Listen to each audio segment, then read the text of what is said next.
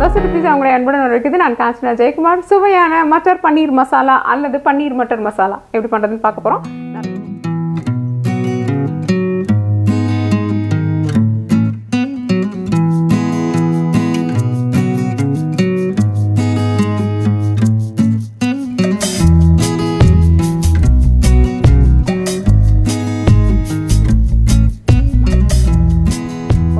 நிறைய பேர் கேட்டிருந்தாங்க. அதனால் இந்த சுவையான நம்ம பண்டத்தை எப்படி இந்த பன்னீர் மட்டர் மசாலா எப்படி இருக்குன்னா ரொம்ப அதனுடைய கறி வந்து நல்லாவே கொழக்கொலான்னு ரொம்ப நல்லாயிருக்கும் சாப்பிட்றதுக்கு. இதை ரொம்ப சுலபமாக அதே நேரத்தில் நம்மள உணவகங்களில் கிடைக்கிற மாதிரி எப்படி இதை சுலபமாக செய்யறதுன்னு பார்க்கலாம் வாங்க.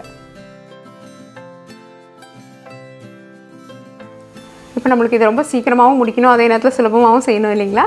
அப்போ என்ன பண்ணலான்னா முதல்ல கொஞ்சம் பாலை சுட வச்சுக்கலாம். சுட வச்ச பாலில் இந்த முந்திரி பருப்பை நம்ம போட்டு கொஞ்சம் நேரம் ஊற வச்சிடலாம். அப்படி நல்லா ஊறிடுச்சுன்னா என்ன ஆகும்னா அரையும் பொழுது நல்ல மையாக அரைஞ்சு கொடுக்கும். அப்போ உங்களுக்கு ரொம்ப சுலபமாக நல்லாயிருக்கும் அந்த சாப்பிட்றதுக்கு.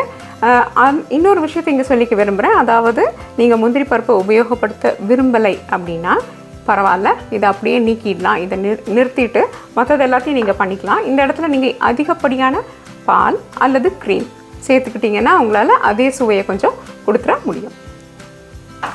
கொஞ்சம் வெதுன்னு இருக்கணும் பால். இப்போ நம்ம என்ன பண்ண போகிறோம்னா இஞ்சி, பூண்டு, பச்சை மிளகாய் மற்றும் வெங்காயம் எல்லாத்தையும் சேர்த்து நல்லா மையாக அரைச்சிக்க போகிறோம். இப்போ பார்த்தீங்களா இந்த மாதிரி ஒரு மையான பதத்துக்கு அரைக்கணும். இப்போ நம்ம வானலியில் கொஞ்சம் எண்ணெய் ஊற்றிக்கலாம்.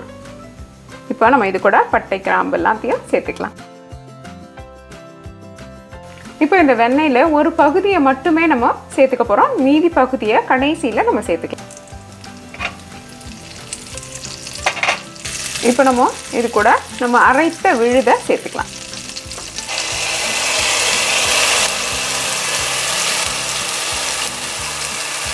இப்போ நம்ம என்ன பண்ண போகிறோம்னா இதை சிறு தீயில வச்சு ஒரு 2 நிமிஷம் நல்லா இது சுண்டுற மாதிரி வதங்கணும். இப்போ நம்மளுடைய தக்காளியும் நல்லா விழுத அரைச்சி எடுத்துக்கலாம்.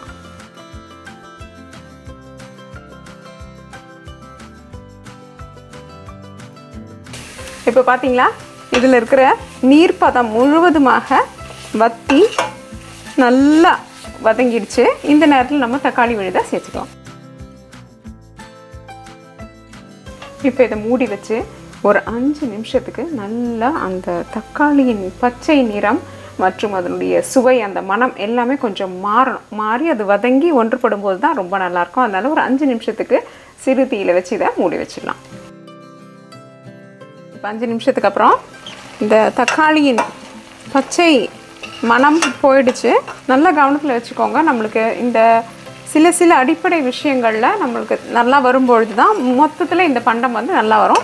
அதனால் தக்காளியோடைய ஒரு பச்சை மனம், வெங்காயத்தோட ஒரு பச்சை மனம் கண்டிப்பாக போகணும். அந்த மாதிரி நம்மளுக்கு வதங்கி இருக்கான்னு நீங்கள் பார்த்துக்கோங்க. அப்படி இல்லைன்னா இன்னும் ஒரு கொஞ்சம் நேரம் கூட நீங்கள் வைக்கலாம்.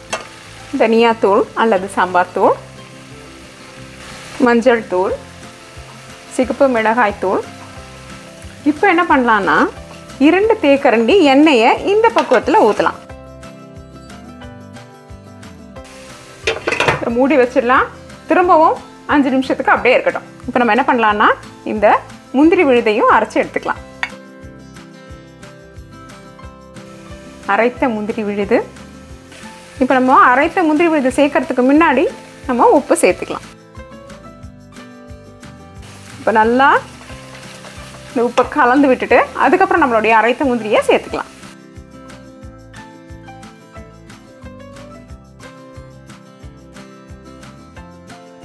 பார்த்தீங்களா ஒரு கெட்டியான பக்குவத்தில் நம்மளுடைய மசாலா தயாராகிருக்கு. இப்போ நம்ம இதை கொஞ்சம் தளர்த்தணும். அதுக்காக என்ன பண்ண போகிறோம்னா 1 அல்லது 2 டம்ளர் தண்ணீர் இது கூட சேர்த்து நமக்கு வேண்டிய பக்குவத்துக்கு இதை கொண்டு வர போகிறோம்.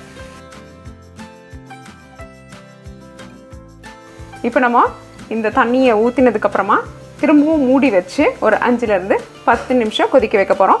இந்த சமயத்தில் நம்மளுடைய வேக வைத்த வெந்த பச்சை பட்டாணியை இது கூட சேர்த்துட்டு மூடி வைக்கலாம்.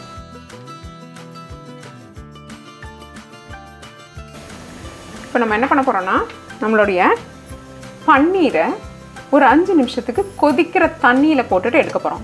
அதாவது பன்னீர் எப்படி இருந்ததுன்னா நம்மளுக்கு குளிர்சாதன பெட்டியில் இருந்திருக்கும், அதை தவிர கடையில் நீங்கள் வாங்கியிருந்தாலும் அவங்களும் அதை பதப்பட்ட நிலையில் வச்சுருப்பாங்க. அப்போ நம்ம அதை ஒரு நல்ல தன்மைக்கு கொண்டு வரதுக்காக நம்ம என்ன பண்ண போகிறோம்னா கொதிக்கிற தண்ணியில் ஒரு 5 நிமிஷம் போட்டு மூடி வச்சு எடுத்துக்கலாம். கொதிக்கணும்னு அவசியம் இல்லை, தண்ணி கொதிச்சுட்டு இருக்கணும். அப்புறம் அடுப்பை அணைச்சிட்டு தண்ணியை வெளியில் எடுத்து வச்சுருங்க. வச்சதுக்கப்புறமா பன்னீரை போட்டு மூடி வச்சிடலாம் 5 நிமிஷத்துக்கு. அதுக்கப்புறமா அதை இது கூட சேர்த்து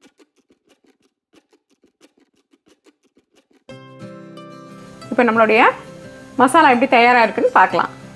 பார்த்தீங்களா, நல்லா மேலே வந்து அந்த எண்ணெயோ வெண்ணெய் எல்லாம் சேர்ந்து ஒரு பக்குவத்தில் மேலே நிற்குது. இது ரொம்ப ஒரு அழகான பக்குவம். இப்போ நம்ம பன்னீரை இதில் சேர்த்துடலாம். நம்மளுடைய பன்னீரை பார்த்தீங்களா நல்லா மெத்துன்னு இருக்குது. இப்போ நீங்கள் இதை இந்த மசாலாக்குள்ளே போட்டிங்கன்னா இதனுடைய தன்மைகளை சுலபமாக தனக்குள்ளார அது உறிஞ்சிக்கும். ரொம்ப மெதுவாக இதை கலந்து விடுங்க, பன்னீர் உடையாமல். இதை ஏற்கனவே நம்ம வெந்நீரில் போட்டுட்டதுனால இப்போ ரொம்ப நேரம் இதை அடுப்பில் இருக்க வேண்டாம். சிறு தீயில 5 நிமிஷம் இருந்தால் போதும்.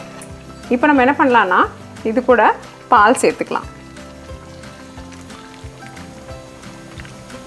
இங்கே வந்து ஃப்ரெஷ் க்ரீமுக்கு பதிலாக நம்ம பால் சேர்த்துக்கிறோம். ஃப்ரெஷ் க்ரீம் கிடைக்குதுன்றவங்க இதே மாதிரி சிறிதளவு ஃப்ரெஷ் க்ரீம் இது கூட சேர்த்துக்கலாம். இப்போ நம்ம சொன்ன சிறிதளவு வெண்ணெயை இப்போ சேர்த்துக்கலாம். சோம்பு மற்றும் நம்ம அரைச்சி வச்சிருக்கிற சோம்பு தனியா பொடி. இப்போ சிறிதளவு எலுமிச்சை சாறு சேர்த்துக்கலாம். உங்களுக்கு ஒவ்வாமல் இருந்தாலோ அல்லது உங்களுக்கு இந்த எலுமிச்சை சாறு சேர்ப்பதில் விருப்பம் இல்லைன்னா நீங்கள் சேர்க்க வேண்டாம். ஏன்னா எலுமிச்சை சாறு வந்து பொதுவாக என்ன பண்ணுன்னா எல்லா சுவையையும் கொஞ்சம் அதிகப்படுத்தி நல்லா நம்மளுக்கு காமிச்சு கொடுக்கும். அப்படி இது வேண்டாம்னா நீங்கள் அதை விட்டுடலாம். கடைசியில் சாப்பிடும்பொழுது கூட லேசாக எலுமிச்சையை பிழிஞ்சிக்கலாம். நம்ம ஒரு 5 நிமிஷத்துக்கு மூடி வைக்கலாம். நம்மளுடைய சுவையான பன்னீர் மட்டர் மசாலா பரிமாறுவதற்கு தயார்.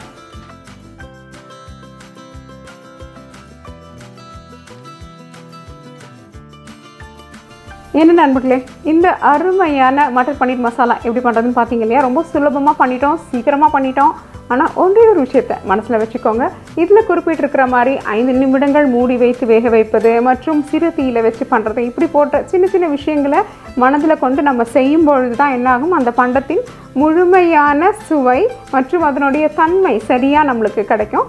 அதனால இதே மாதிரி செய்து பார்த்து உங்கள் கருத்துக்களை எங்ககிட்ட பகிர்ந்துக்கோங்க. தோசை டு பீட்சா என்றென்றும் உங்கள் நாவிற்கும் வயிற்றிற்கும் நல்லதொரு சுவை. இந்த வீடியோ உங்களுக்கு பிடிச்சிருந்தா லைக் ப்ரெஸ் பண்ணுங்கள். தோசை டு பீட்சாவுக்கு மறக்காமல் சப்ஸ்கிரைப் பண்ணுங்கள்.